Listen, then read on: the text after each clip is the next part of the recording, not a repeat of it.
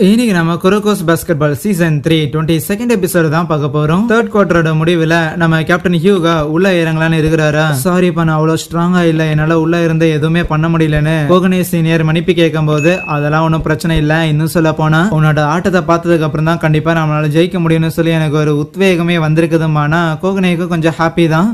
ரகுசானோட கோச்சுமே okay fine, இன்னும் ஒரு 10 நிமிஷம் இருக்கு, அதுக்கப்புறம் நம்ம தான் ஜெயிப்போம். ஆனா அதுக்குன்னு பாயிண்ட் கேப்பை இதே மாதிரி வச்சு மெயின்டைன் பண்ணிட்டு இருக்காதீங்க, இன்னும் அடிச்சு நவுத்தி அதிகமான பாயிண்ட்ஸ் எடுத்து சரினா மொத்தமா தோக்கடிக்கணும் சரியான் தான் இறக்கி விடுவாரு. ஆகாஷுமே லியோ கிட்ட ஓகே திருப்பி எனக்கு தெரிஞ்ச ஹியூகா உள்ள வருவான்னு நினைக்கிறேன், அப்படி வந்தானா அவன்கிட்ட ஆல்ரெடி 4 ஃபவுல் இருக்குன்னு சொல்லிட்டு அவனை லேஸ்ல டீல் பண்ணாத, கண்டிப்பா அவன் திருப்பி பிரஷர் போடுவான், அவனை எப்பவும் போல மெயின்டைன் பண்ணு.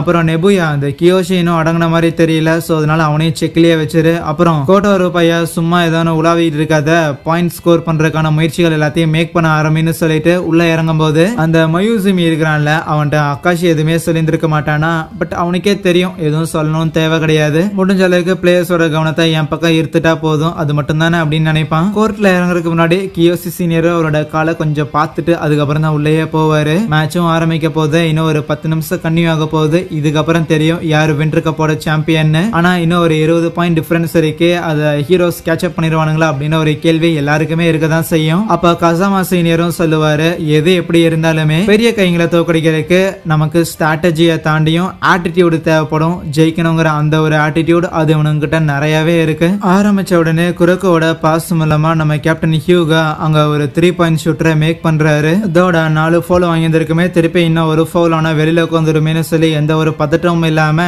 இவ்வளவு கூலா ஆடுறானே அப்படின்னு யோசிப்பான். அதுக்கப்புறம் நம்ம பசங்க எல்லாரும் டிஃபென்ஸ்ல இருக்க ரகுசான் கிட்ட தான் பால் இருக்கும், மெயினா அந்த லியோ பாயிண்ட அவனை எதிர்க்கிறதுக்காக நம்ம கேப்டன் ஹியூகா வந்து நிப்பாரு. சரி மறுபடியும் பண்ண மாதிரி அந்த லியோ பையன் ஃபேக் பண்ண போறான், திருப்பியும் குதிச்சு கேப்டன் ஹியூகா ஃபவுல் அங்க போறாரு அப்படின்னு எல்லாரும் எதிர்பார்த்தா அதுதான் கிடையாது, உன்னோட பாலை தருகிறதுக்காக நான் குதிக்க மாட்டேன்டா அப்படிங்கிற மாதிரி சொல்லிட்டு அங்கேயே நிப்பாரு. ஒரு தடவை அவன் ஃபேக் பண்ணிட்டான் அப்படின்னா திருப்பி இன்னொரு தடவை அவன் கண்டிப்பா பால் போட்டு தான் ஆவான், அதை உள்ள போந்து லைட்டா வேறல வச்சு தட்டி விடுறாரு. பால் கரெக்டா உள்ள போகாம ரீபவுண்ட் ஆகிற பாலை எடுக்கிறதுக்காக அந்த நெபுயாவை தடுத்துக்கிட்டு கியோசி சீனியரும் எடுக்கிறதுக்காக தான் நிப்பாரு. இருப்பினும் அந்த இடத்துல கால் ரொம்ப வலிக்கிற காரணத்தால அந்த நெபுயா கிட்ட அவரால லைக் முட்டிக்கிட்டு நிக்க முடியல. இருப்பினும் அந்த நெபுயாவோடமே கியோசி சீனியர் வேகமான ஆளு, அதனாலே ஈஸியா பாலை எடுத்து நம்ம ககாமிக்கு பாஸ் போட ககாமி அங்க பாயிண்ட் எடுக்கிறான். என்னால எதுக்கு அந்த கியோசி பையனை தடுக்க முடியலன்னு அந்த நெபுயா தரைய போட்டு மூச்சுக்கிட்டு இருப்பானா. அப்ப கோட்டாரு தான் இங்க பாரு கியோசியா மறந்துடாத, அவனுக்கு கால்ல அடிப்பட்ட காரணத்தால தான் அவனால கன்னியூ பண்ண முடியல, நம்ம அளவுக்கு பெரிய ஆளா ஆக முடியல, ஆனா அதுக்குன்னு கியோசி வீக்கான ஆளுன்னு நினைக்காதடா அப்படின்னு சொல்லுவான். அதுக்கப்புறம் லியோ கையில தான் பால் இருக்கும், தருகிறதுக்காக ஆஸ் யூஷுவல் கேப்டன் ஹியூகா வந்து நிப்பாரு. அந்த லியோக்கும் புரியுது ஓகே எப்படியும் நம்ம பாலை தடுக்கிற அளவுக்கு இந்த ஹியூகா ஏதோ ஒரு ட்ரிக்கை வந்து கத்து வச்சிருந்திருக்கான், இருந்த போதிலும் டீம் தான் முக்கியம் அப்படின்னு சொல்லிட்டு பாஸ் மேக் பண்ணிடலாமா, இல்ல அப்படின்னாலாம் கிடையாது, கண்டிப்பா பாஸ் எல்லாம் மேக் பண்ணக்கூடாது, நான் ஒரு ரகுசானோட பிளேயர், எனக்கு முன்னாடி இருக்கிற ஹடில்ஸை நான் தான் பாஸ் பண்ணி ஆகணும், இம்ப்ரூவ் ஆகணும்னு சொல்லிட்டு திருப்பி அவனோட ட்ரிக்கையை தான் அவன் அங்க பிளே பண்ணும்போது ஆனா அப்ப அதை கவனிச்ச டட்ஸியா ஒரு விஷயத்த நோட் பண்ணி சொல்றான். என்னன்னா இந்த லியோ வந்து வாய்டுன்னு சொல்லிட்டு ஒரு ஸ்கில் ஒன்னு வச்சிருந்திருப்பான், லைக் அதுவும் ஒரு 3 பாயிண்ட் ஷூட்டிங் தான், ஆனா அந்த வாய்டு அப்படிங்கிற அந்த ஒரு ஷூட் பண்ணும்போது மோஸ்ட்லி பிளேயர்ஸால ஆப்போசிட்ல இருக்கிறவங்களால வந்து ஜம்ப் பண்ண முடியாது. என்ன ஏதாவது ஹிப்னோசிஸ் இது பண்ணிட்டானா ஏதாவது மேஜிக் அப்படின்னு பார்த்தா அதுதான் இல்ல. இன்னும் சொல்ல போனா ஆப்போனண்ட்டை விடவுமே அந்த லியோ வந்து ஒன்ஸ் ஜம்ப் பண்றதுக்கு முன்னாடி அதிகமா அவனோட காலை வந்து பெண்ட் பண்ணுவான். சோ ஒன்ஸ் லியோ வந்து வேணுனே பாலை கொஞ்சம் மேல கொண்டு வந்தான் அப்படின்னா அந்த பாலை தடுக்கிறதுக்காக ஆப்போசிட்ல இருக்கிறவங்க அவங்க காலை மடக்கி இருப்பாங்கல்ல, அது ஆல்ரெடி ஃபுல் ஸ்ட்ரெச்சுக்கு கொண்டு வந்திருப்பாங்க. ஆனா லியோ எக்ஸ்ட்ராவா அவனோட காலை வந்து பெண்ட் பண்ண காரணத்துக்காக அவன் ஃபுல் ஸ்ட்ரெச்சுக்கு வந்திருக்க மாட்டான், கொஞ்சம் எக்ஸ்ட்ராவா பெண்ட் ஆயிருக்கும், அந்த எக்ஸ்ட்ராவே போதுமானது லியோக்கு ஜம்பை மேக் பண்றதுக்கு. ஆல்ரெடி காலை ஃபுல் ஸ்ட்ரெச்ல கொண்டு வந்த ஆப்போனண்டால குதிக்க முடியாது, அதனாலதான் அந்த வாய்ட் அப்படிங்கிற மூவ் வந்து லைக் ஆப்போனன்ட்ஸ் யாரும் குதிக்க முடியாம ஏதோ ஹிப்னோசிஸ் ஆன மாதிரி ஆயிடுறாங்க. ஆனா இதே விஷயத்த கேப்டன் ஹியூகாவும் கிராக் பண்ணியிருந்திருப்பாரு, அதனாலதான் மேட்ச்ல இறங்குறேன் அப்படின்னு சொல்லியிருந்திருப்பாரு. அதே மாதிரி அந்த லியோவோட கையில இருந்து பாலையும் தட்டி விட அசால்ட்டா எழுதிட்டு போய் கியோஷி தான் ஷூட் பண்ண போறாரான்னு பார்த்தா கிடையாது, டைரக்டா ஹியூகாக்கு போடும்போது ஒரு 3 பாயிண்ட் ஷூட்டர் அழகா உள்ள போய் விழுகும். ஆகாஷி பாலை எடுத்துட்டு வரும்போது அந்த மயாசுமிங்கிறவன் யோசிப்பான், அதுதான் 3 பேரும் சொதப்புறாங்கன்னு தெரியுது,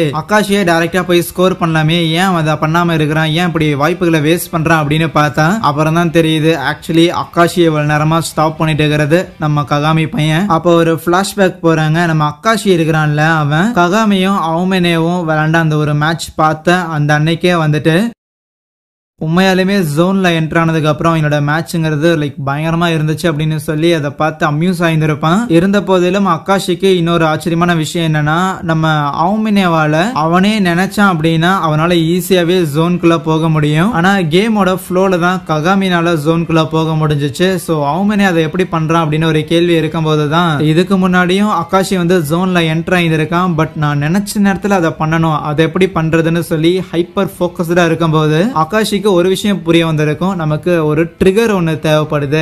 எந்த ட்ரிகர் இருந்தா நம்மளால கேம்ல இந்த ஒரு ஜோனை யூஸ் பண்ண முடியும்னு யோசிக்க அப்ப அந்த 3 கிங்ஸ் அப்படிங்கிறவங்க அக்காஷியை மீட் பண்றதுக்காக ஜிம்முக்கு வந்திருப்பாங்களா. ஓகே சூப்பர், நல்ல நேரத்துல வந்திருக்கீங்கன்னு சொல்லி அவங்க 3 பேரையும் எதிர்த்து அக்காஷி சோலோவா ஆடி ஜெயிக்கவும் செஞ்சிருப்பான் போல. ஓகே அப்படின்னா இந்த ட்ரிகருங்கிறது இப்படிதான் வேலை செய்யுமா.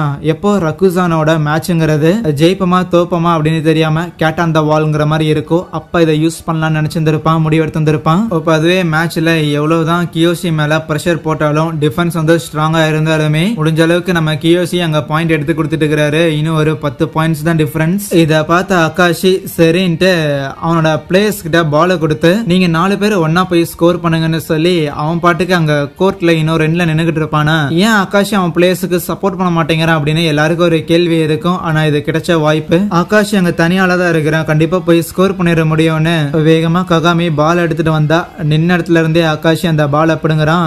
ககாமி அப்படியே கீழே போய் விழுக அக்காஷி ஜோன்ல என்டர் ஆயிருக்கான் அப்படின்னு எல்லாருக்கும் புரிய வருது. அண்ட் அக்காஷி பால் எடுத்துட்டு போக அவனை தடுக்கிறதுக்காக பின்னாடியே ககாமியும் வரான். ஆனால் யாரு முயற்சி பண்ணியும் எந்த ஒரு பிரயோஜனமே இல்ல. என்னால இது மட்டும் தான் பண்ண முடியும், இதுதான் என்னோட லிமிட் அப்படின்னு நீங்க என்னைக்கு என்ன டிஃபைன் பண்ணீங்களோ அன்னைக்கே நீங்க தோக்க ஆரம்பிச்சிட்டீங்கடான்னு அங்க பாயிண்ட் அவன் ஸ்கோர் பண்ணியிருந்திருப்பான். இத பார்த்த ரகுசானோட பிளேயர்ஸுக்கு ரைட், இந்த அக்காஷி நம்ம இல்லாம கூட தனியா மேட்ச்ல ஆடி ஜெயிச்சிருவோம் போலே அப்படிங்கிற ஒரு உணர்வே கொடுக்க ஆரம்பிச்சிருந்திருக்கும்.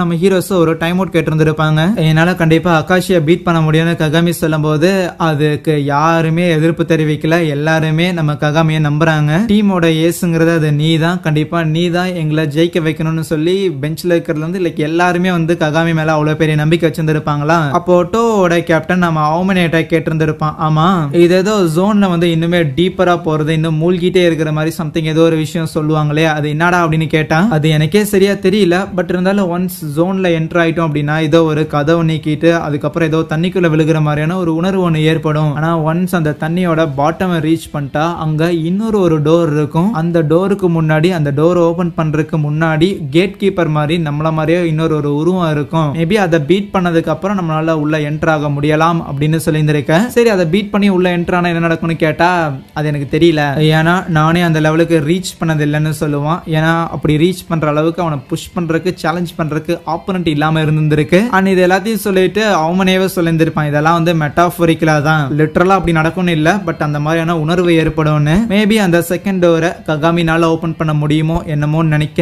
அங்கே இந்த ஒரு எபிசோடை முடிக்கிறாங்க. So yeah, thank you.